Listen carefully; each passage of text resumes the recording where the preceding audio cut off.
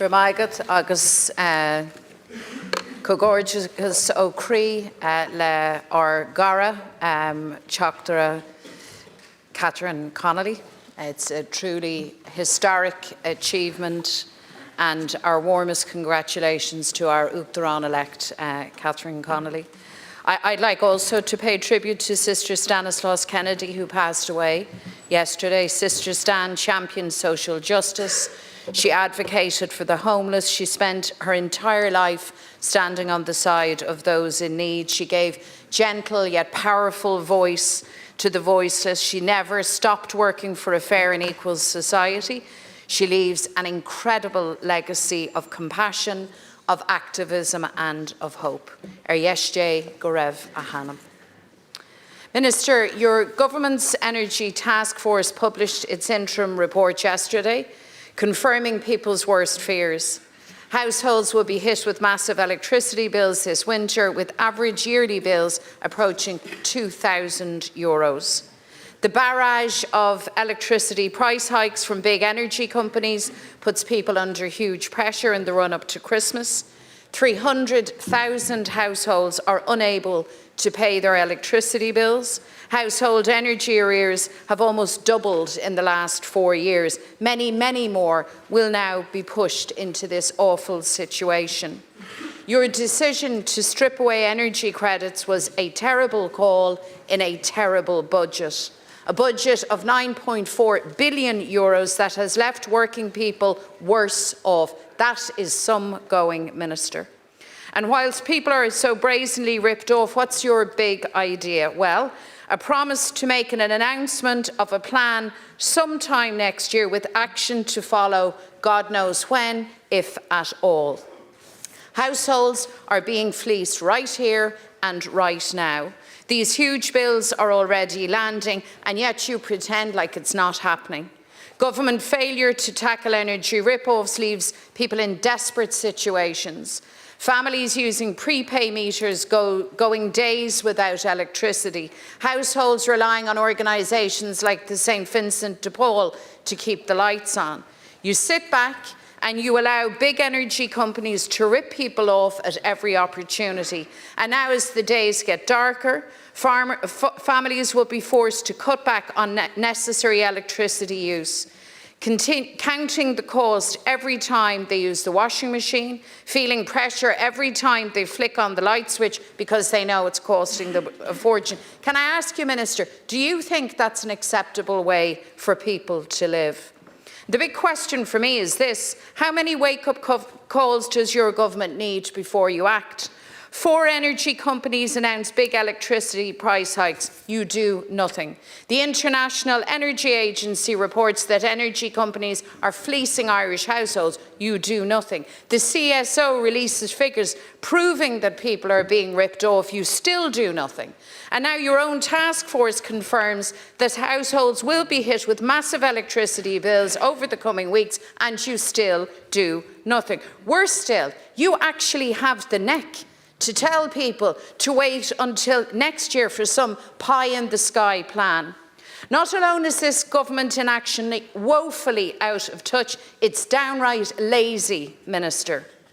This is a lazy, do-nothing government, incapable of understanding how these huge bills impact on people's lives, and so you don't even muster up the effort to do anything about it. And that's not good enough. Your job is to stand up to those companies, to end this energy rip-off, to support households. Mar tá gheimhre lán de bhili electricus roiéir in an de Chowley. Caithí an rialtas seasamh suas an aig na cóachtaí móra fuinneamh agus tacu le Chowley. So my question, Minister, is this: given the scale of this crisis, will you now act to reinstate energy credits to help households? And what action will you now take to rein in energy companies and to put an end to the scandalous rip-off? Minister Chambers. Thanks very much, Ken Corla, and on behalf of the entire government, I want to sincerely congratulate and offer my best wishes to President-elect Catherine Connolly following her election victory. It's an enormous victory for her, her family, all of her supporters. I know many people across County Galway and beyond. Catherine commanded a huge vote following a really successful campaign. And just to say as well, she served with distinction in these houses as Last Count Corla. In all her contributions, she demonstrated enormous integrity, professionalism. I can speak when I previously held the brief as Minister of State for the Gaeltacht, someone who was always constructive in her contributions. I know she's a president that we can all unite behind. I want to wish her well as she commences her new role in the coming days. And just to speak to the loss of Sister Stan, who's had such a positive impact on so many people for so long. She dedicated her life to working with care and compassion on behalf of the poor and the vulnerable across our country. She showed that innate desire and unflinching determination to support those who needed the most help. Hers was a voice of charity, of care, of compassion, and of devoted service to people.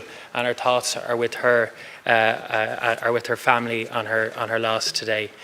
To your question, Deputy MacDonald, this government did take action in the budget when it came to the issue of energy.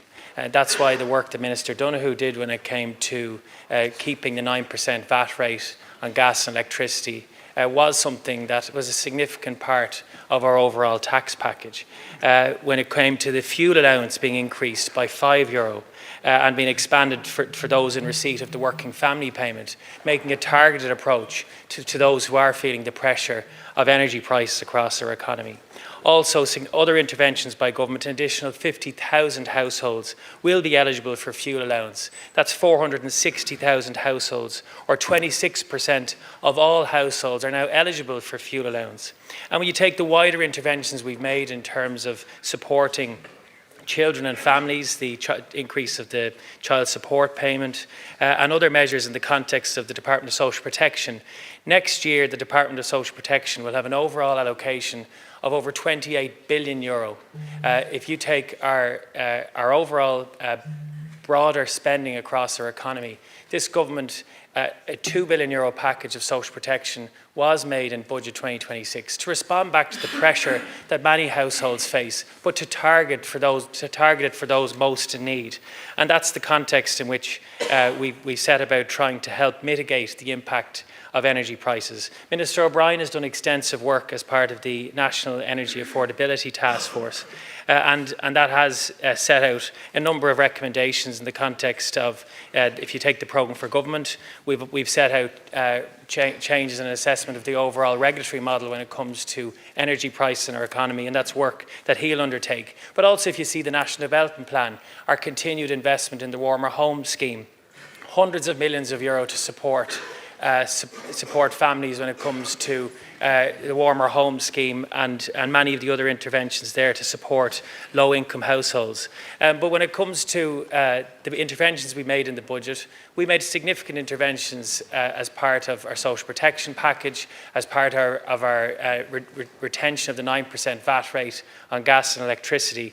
And we made a decision not to continue one-off temporary payments because we have to be honest about managing the overall budgetary parameters and the need to manage expenditure policy out to the medium term. And every decision we made, we want to be sustainable, affordable and permanent. And it is not sustainable to continue one-off payments over the existing allocations. And that's why we've made specific and targeted interventions in the context of our social protection package. Thank you. Thank you, Minister. Deputy MacDonald. Well, Minister, I'll tell you what's not sustainable. It's not sustainable to tell families that are struggling so badly now that your only response is to refer them to the National Development Plan and budgetary parameters and whatever other political jargon you've got written down there, and you put a place onto the record of the Dáil. Do you understand how widespread this experience is? You keep talking about targeted measures, Do you understand how widespread the experience is now for households that can't make their bills? I've told you already, and you know, that 300,000 households are already in arrears.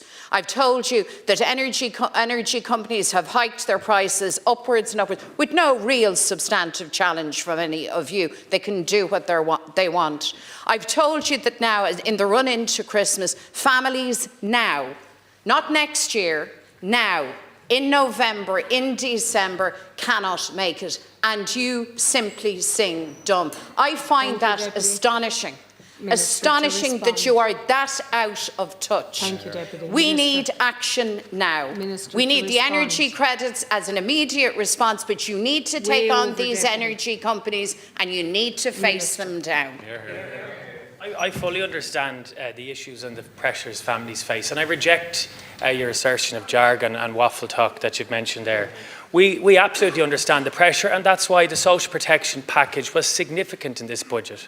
When it came to fuel allowance, when it came to the changes in rates that we've made, and the changes Minister Donoghue made when it came to VAT 9 on gas and electricity. And I won't take lectures from you on the economy. A magic money tree doesn't work. No, your alternative budget amounted to nearly €16 billion. So your economic approach would wreck our economy, would lose jobs, would deplete our country of resources, and your false promises and your reckless approach to economic management wouldn't provide any future for any family, and would seriously put poverty and exacerbate it for many people. So I won't take any lectures from you on economic management. And we made changes that are progressive, that are fair, and are targeted at the lowest income households. And if you see the social protection package, it reflects that. Deputy Ivana Bacik.